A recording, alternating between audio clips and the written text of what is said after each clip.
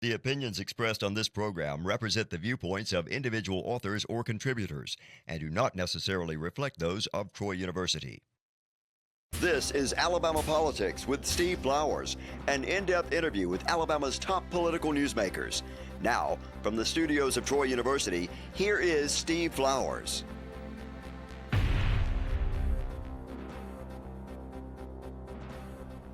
I'm Steve Flowers, and welcome to Alabama Politics. Folks, we're fortunate tonight to have on the show two of my good buddies in state government doing a great job. David Walters, who I call the utility infielder over there at the community college system. They're moving around all over the place, anything to do with adult education. Now made him president of Ingram State, which is the prison education in the state. I don't know what to do without him over there. And got one of my good friends, John Hamm, who's prison commissioner, with him. We're going to talk about several programs going on, how they're working jointly together. Good to have you fellows on the show. Well, glad to be here, Steve. Thank you. John's a good Barber County boy. He certainly is. Uh-huh. John, before the show, y'all, John says, I'll make sure my hair's okay. I love it, John. If that's not self-deprecating, I know what is. Shows he ain't got no problem with his ego, does he? That's right. He sure does. John, we're glad to have you on. I'm glad to be here, Steve. You're doing a great job as prison commissioner. Whew. Well, thank you. It's certainly a handful. Let's break on in and talk about what's going on with the new prison. Tell everybody the history of that thing, beginning with the federal court intervention and all that sort of thing, why we're doing it, how much it's costing, where it's going to be. Tell the history of that and what progress we in with the new prison. I'll do my best, Steve, because just cursory, not the whole. Yes, a lot of the beginning of the history started prior to me being the Commissioner of Corrections, but one thing is that really got it going was Governor Ivey. It's not a popular issue, but she tackled it. She knew we needed upgraded facilities because our newest facility was built, I believe, in 1996. So that's the newest one. We have a lot of them built in the 40s and 50s. So she knew we needed upgraded infrastructure. Which ones are the oldest? Kilby's 100 years old, isn't it? Well, the new Kilby, it was built in the 60s. Tutwiler was built in 1941, 42. Mm-hmm. Tutwiler's a women's prison. Yes, sir. It's the oldest. When was Tutwiler built? 1942. Now, it's certainly been renovated some over the years, hasn't it? A little bit, yes, sir. So why are we not focused? They don't have that many women prisoners or something? That's why Tutwiler's not being renovated that much? Well, have to take count the budget for maintenance and renovation. So. But going back I didn't mean to interrupt you. Going back to the new prison, the legislature passed a bill in special session late 21, right before I came in, that stated would build. You came in as commissioner in 21? January 1st, 22. Uh-huh. So stated that we build two 4,000 bed men facilities. 4,000 bed, two. So it'd be a total of 8,000 beds. It's not additional beds, it's replacement beds, because the law stated once you build them, then you're going to start closing certain facilities. So that's all in the law, and I came in January, and that's probably one of the first projects we had to tackle. So it's being built in Elmore County, right where Draper, Staten, and Elmore are. It's right across the road from them. So it was already on state-owned land that we had. It's called a specialized men's facility in the legislation because that is going to be state prison system's medical hospital and mental health hospital, where we have most of our acute individuals will be getting care there. We will still have medical and mental health at our other facilities, but that's the main campus. So also in that, tying into David's thing, we have 45,000 square feet of vocational education space there, where David's people will be teaching our inmates 8 or 9 of the high demand trades that businesses are needing around the state, such as, welding, plumbing, electrical, HVAC, industrial maintenance, and others that once they get their certification, get out, they can get a job, a well-paying job. John, let me ask you this, Commissioner. The prison was instigated because of the federal lawsuit, which said that our prisons were not humane and that sort of thing. I mean, that instigated the moving of it before you were commissioner. This was in the works.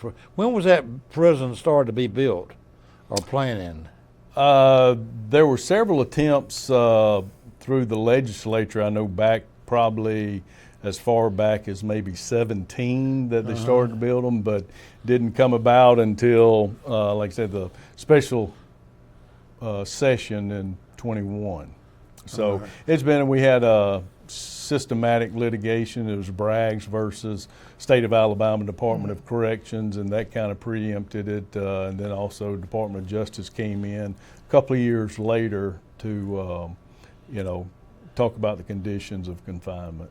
Now, the prison's going to be in Elmore County. Yes, sir. What prisons are in Elmore currently? Currently, we have Staten, Elmore, and Draper. We also have Workridge Frank Lee, which is next to the Ingram State Technical College campus. So Ingram's in Deatsville? Absolutely, it is. The Elmore part of Deatsville. Yeah. Well, I mean, historically, why has Elmore had so many prisons? Just they held them and they didn't want to let go of having them, because that's a lot of employees there. It is, and we have worked tremendously well with the Elmore County Commission because they have been a partner for so long with Department of Corrections, and they do realize that they can look at us not just as a prison, but an economic driver in the community. It is. So That's right. I'll never forget. Is Barber County still got their prison? got two of them. One in. So those hadn't diminished any. No, sir. I know I told you this last time we were together, but Barber County's had so much power politically with George Wallace as governor, and they were going. There was a study back when, I've forgotten. I was a freshman legislator representing Barber County. And Wallace was. They called us in. Somehow was on a panel with Jimmy Clark, who was in the House with me and from Barber County, and the Bear Barber. You know, Jimmy Clark was a Bear Barber. Anyway, he was a leader wherever he was. He was leader for Wallace's first term in the Senate. He was Wallace's floor leader and Rules chairman as the senator. The story was they were going to have to expand prisons. This is 40, 50 years ago. Wallace was governor, and he was moving everything to Barber County, and they came and said they hired this real expensive consulting firm to tell them where the prisoners ought to be, where should the prisoners be, and they came back and they said, well, Governor, looks like this commission has said the prisoners ought to be near the urban centers because that's where most of the prisoners come from. Their family can go see them and everything, so we need to put them near Huntsville, near Mobile, and near Montgomery. And Wallace said, well, that looks pretty good, but I believe we're going to put those prisons in Barber County if you don't mind. Because it's an employment thing. I mean, you get a county like Barber or Elmore, that means a lot to their economy. It does. Half the people in Pike County would work over there, those Barber County, and Bullock got one. Bullock has one. There's 3 prisons there very close together, and it is certainly an employment hub for Dale, Pike, and Barber County and Bullock County. It's kind of tapered off a little bit. When they were first there, it was certainly you had first and second, third generations of families working there. Yeah. Now it's gotten a little off that, but we're trying to build that back up where those 3 facilities will be staffed. Let me ask you this, John. Historically, have certain prisoners gone to certain places based on their crime? Like it used to be that Kilby or the one in Atmore got the murderers and everything. Is there still that sort of protocol where some of them go? A little bit, yes, sir, depending on your crime and your sentence. But like Bibb Correctional Facility and right outside Centerville in Brent, Alabama, we've transitioned it to a programming prison now. We have a lot of programs there, so if you're needing them, we send you to bib to complete those programs. Now we have Donaldson and Birmingham, where that is one of our more maximum security. So Donaldson gets Donaldson, Holman down there in Atmore. It's of course where death row is, and so yes, sir. We have level 4s, kind of like the Barber and Bullitt counties. they're not quite as like Donaldson. Correct. Okay. Let me ask y'all this. This brings me to this question, and then lead into you, David, what you doing. Having said that, we've had Ken Ward on the show, and he's talked about what a tremendous job the pardons and paroles doing with recidivism, and Commissioner Hamm's doing a good job working jointly with them to reduce our going back in the system thing. But you have now taken the helm of Ingham State, which is prison education. Elaborate on what you're doing and what programs you're working with Commissioner Hamm on. But also, my question I'm trying to ask you as a layman is when those guys go to, let's say, a hardened, show enough bad murderer or rapist or something, they go down, they put them in Atmore or Donaldson, one or the other. Are they prospects for rehabilitation, or that y'all just do with the ones that just have drug-related things? I mean, do y'all like say this guy he ain't gonna be resolved? Well, Steve, I'll start out answering that question. All So right. I'll take the latter question first. So we certainly have some programming for those individuals that are in the maximum security, but that's far and few between. We don't have as many focused on them, and here's why. We want to target the individuals that's going to be released. Right. But we certainly know that having education and training available even to those ones in maximum security makes them a calmer inmate, I guess, and a better inmate To for the the safety cognitive and thing security. you're talking about. That's right. whether you apply so, that. So we try to do a mixture, but we focus most of our education and training on those individuals that certainly are going to be released, certainly released within 5 years or less, and then we target individuals a year or less. So we're looking at really upgrading what we're doing with reentry efforts. So, we're part of collaboration and a partnership with other agencies on different areas, and certainly DOC is a big part of that. And then there's other reentry agencies that's working for some of this, but we're going to really escalate our side of reentry and focus more on that, along with, I mentioned the cognitive behavioral therapy. We're going to be adding that in. And then we have over 33 skill certifications that we can offer to the individuals coming through our program. So John had mentioned many of them earlier. So construction trade, logistics, certainly HVAC, welding, those type of things, and we're going to be adding even more to that. Through our Innovation Center, we're able to do some short-term training programs. So we'll have the traditional semester-based programs, but we're also going to start doing more when it comes to the short-term programs. We've got programs that certainly can be offered within 2, 3, 4 weeks. And then we're going to also be looking at, like I said earlier, the mental health aspects of things, the reentry, the cognitive behavioral. How can we come in and assist with that as well? And then John and I've had discussions about how do we use personal education devices to keep the educational learning process going after the face-to-face instruction. So, we have face-to-face instruction, but we also know that we have a lot of inmates once they get back to their cells. How can we keep the learning process going? So we're looking at technology to help us do that.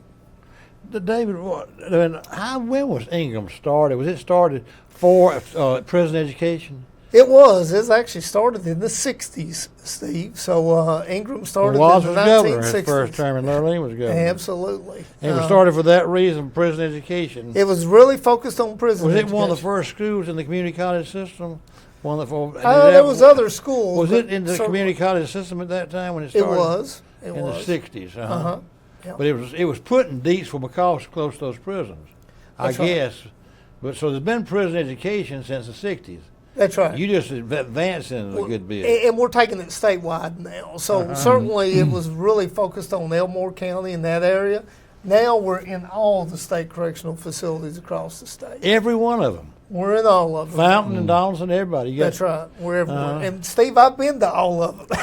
You really have. You've been on the I, road. I really have. I've visited all of them. I started, I think, in December, and I just You finished mean them every up last campus week. has a prison education thing, like the coastal? Every state Coastal correctional and facility has Ingram inside of it. Oh, doing every something. correctional.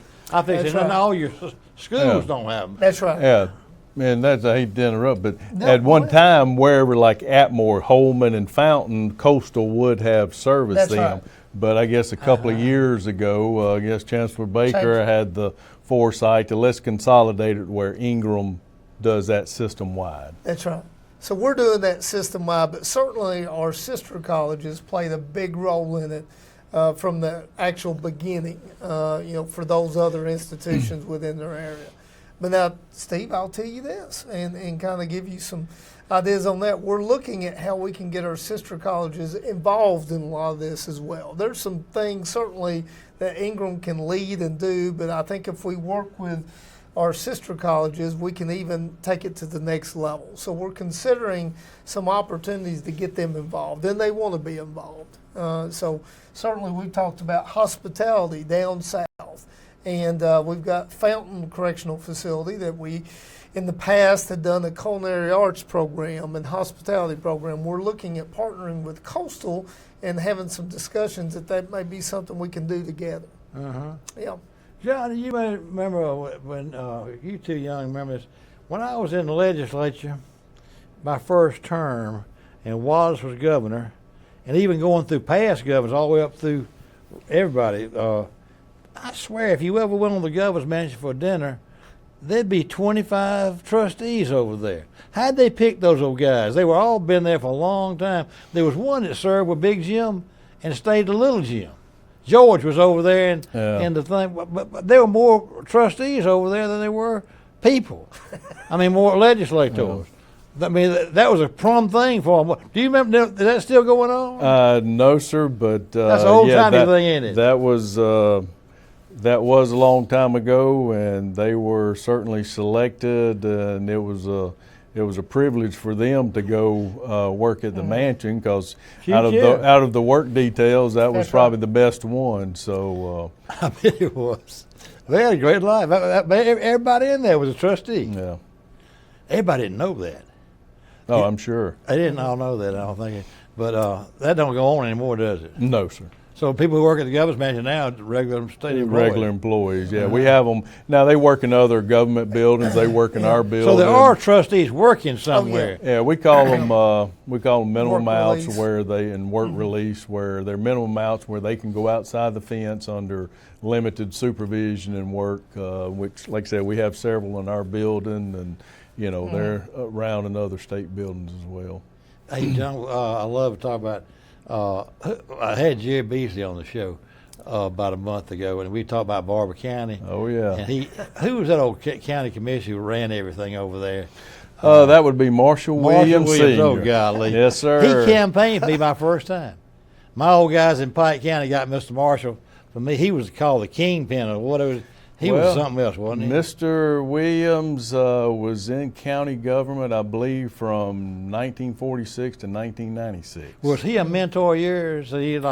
You were sheriff over there one time, wasn't you? Yes, sir. He retired very shortly in my term, but I had a couple other mentors. You already mentioned one of them, and that was Jimmy Clark. He was great. He was one of my mentors. Bear Barber. And the former probate judge. He was a pharmacist by trade, Mr. Mac Price. Uh-huh. I don't know if you remember did. Mac. You know Jimmy Grant, the mayor of Louisville, sir. was my cousin, my mama's people. I spoke to the Alabama Realtors Association this morning, and Jimmy Grant came up to me, a guy named Wes Grant, said my daddy was Jimmy Grant, but there was a Jimmy Grant who was mayor of Dothan, Yeah. and then Mr. Grant who was mayor of Louisville. When I walked in to campaign for him, he says, Flowers, I'm going to be for you. You kin to me. He said, I've already been campaigning for you. I got 90% of the vote in Barber County. I had Marshall Williams for me, everybody. Oh, yeah. They lived Absolutely. the vote over there. Absolutely. That was a heck of a time, wasn't it? Beasley overheard the conversation. He was telling me he overheard the conversation that Marshall Williams, George was under court order from the federal courts when he made his name politically. He was circuit judge over there in the Barber Bullock Circuit. George Wallace was circuit judge, he was making a name for himself because he wouldn't turn over the voters list to the federal judges. And the federal judges says, Judge, you're going to give us that list, or we're going to put you in contempt. Frank Johnson told him that. And Jerry Beasley was playing with Marshall Williams Jr., not playing, they were teenagers sitting around. And Wallace came over to say, Mr. Marshall, big Mr. Marshall, you talking about. Beasley told me this story. He says, I listened to the conversation. And Wallace said, Mr. Marshall, what you think I'll do? You better get out there. This is Sunday. The first thing in the morning, you get that list of that federal judge, and you going to jail, boy. He heard him tell him that. No. And that so you grew up in all that stuff, Mr. Mark. So Jimmy Clark was your mentor, and He was one of them, yes, sir. And you grew up in Eufaula. I grew up in Eufaula, but my mother graduated Clayton High School in between Jerry and Billy in school. So Billy's a good guy, isn't he? He is. So I had, and I had a lot of relatives over in the Louisville area. So Guy Slauson's a good man. Guy Slauson is a good man. He's a good man. That's a good folks over there. Marshall Williams, so he was one of your mentors. No, he because his son ran against me. So for the sheriff? Yes, sir. But Did he beat you?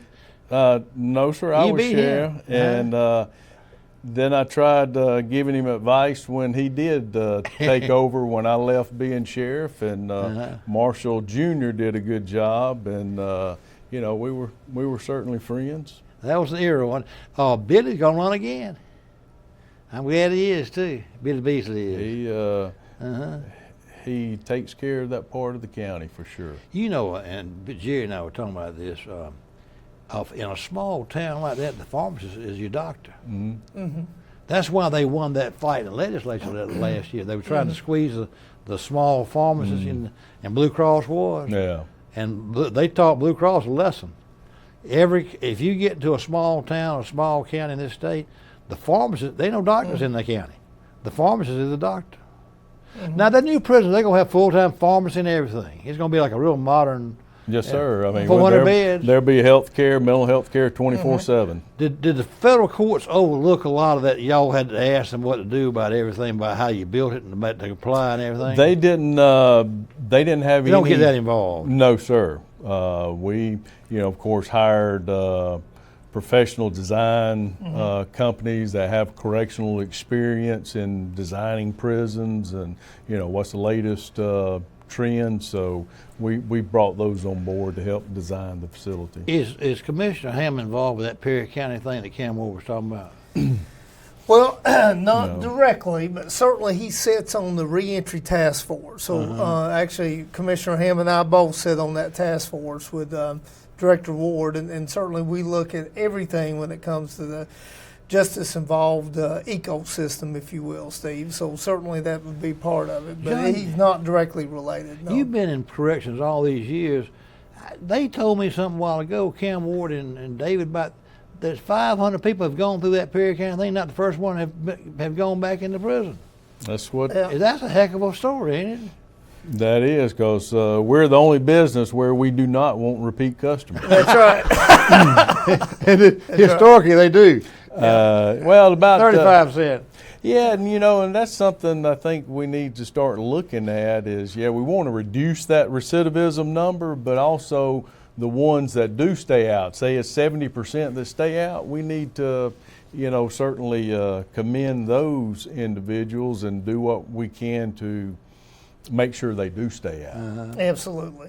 And Steve, let me say this. Commissioner Hamm and I have a really good working relationship where we're really ramping up efforts that we're doing behind the fence with the state correctional facilities. And we're seeing already the results of that. So we're seeing a reduction in recidivism of those individuals that are coming through reentry. So we're looking at how do we increase that and how do we leverage some of the short-term training programs that we've got, and especially some of the unique programs that we're starting to add, the cognitive behavioral, like I mentioned earlier, and then also some mental health stuff to add to support what Commissioner Hamm and his staff's already doing. So we're looking at how we leverage resources, work together in a way that once they get released, Steve, they stay out. David, I want to tell you something. I'm not saying you're my friend, but you and John Hamm are doing an excellent job over there, and John in corrections, but you have worn so many hats in adult education, and you've started some innovative programs over there that really need accolades. Well, I appreciate that, but I can't do it without the help of Well, Commissioner. you work well with people. You get people on board. But I will tell you real quickly, and I know, Commissioner, you're really proud of this one. When we first got to know each other, probably, a year and a half, 2 years ago, one of the first things I asked the commissioners, what keeps you up at night? And he said, safety and security. I said, well, what does that mean to you? And he said, safety and security of the general public of Alabama and safety and security of the inmates he's responsible for. Well, how do you go about doing that? Well, correctional officers is a big part of that. And so he said he needs to increase the number of correctional officers in the state of Alabama. So we created a program taking safety and security officers where they can actually become a correctional officer. And we call it the Activate program. Oh, you and do John, that we at have already helped you get, over 150 to almost No. 200 new correctional officers. Well, now that ain't nothing but just the show telling us that again. Say that again. Now, what you doing all at Ingram? Is So- it all done at Ingram? Well, we're doing it through the community college all system. over. That's right. And so there's we a are course at every increasing. one of the 24 campuses? Well, we're doing it strategically in Oh, it's certain close to areas. prison. So we've done it down at Reed State. We've done it at Enterprise. We've run multiple classes at Jeff State. We've done Central Alabama Community College. We've done Calhoun Community College. So we're doing it strategically across state. And right now that has added up to almost 200 new correctional officers. John, I'll turn it over to you. Well, piggyback on that, Steve, that's the Activate program. It's a program that, like I said, we just had a conversation, and I called David the idea fairy. I mean, he's got ideas. He does, and doesn't he? He makes stuff go. But when I came in, building the new prisons, but the main thing was we need more security staff. Everybody right. says that. That's part of the lawsuit. So we really concentrated on that, and the team we have has gotten so good that we're hiring so many correctional officer trainees to go through the academy. We don't have space in Selma to run them all, so we split and we use the community college campuses, various ones around the state strategically located, to help us train the basic training of the correctional officers. Yeah. So they've been, that's twofold, Activate program and then just helping us do the basic training for Academy. the correctional That's right. academy. So And we're proud to do that, Steve, because that's what we do. Community is in our name. We want to help individuals in our communities. And these are really good jobs, John. I'll let you share, if you want to, how much a correctional officer makes, but certainly it's a significant wage. Oh yeah, they're the correctional officer trainee comes in. They can come in at $56,000 if they're assigned to a medium custody facility. Then they get a 5% pay raise on top of that. If they go to a maximum, like a Holman, they get 10% on top of that.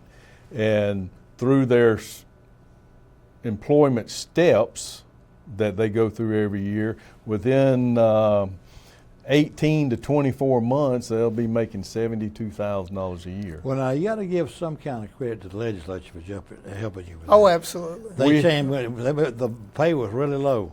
But I think with you spearheading the legislature helping you, that's one of the things they've done the last couple of years, is raise that Absolutely. pay. Speaker Ledbetter, we have a good relationship. General Fund Chairman of the House, Chairman Rex Reynolds, we yeah. have a great one. Senator He's a former Albrecht, police officer. he was former chief of Chief of police police, in Huntsville, yeah. and certainly helps out. He understands. He does. And then Senator Albritton from Your area, he knows how important Escambia Absolutely. County, so Escambia, he's been yeah. very helpful. And other legislators have too, but That's those right. are Senator Chambliss. Yep. Senator Chambliss. They got a dog in that fight. They do. All Britain and Champions, they got a lot of employees. So Absolutely. that would make sense for them to do that. All legislators look after their home area. Yeah.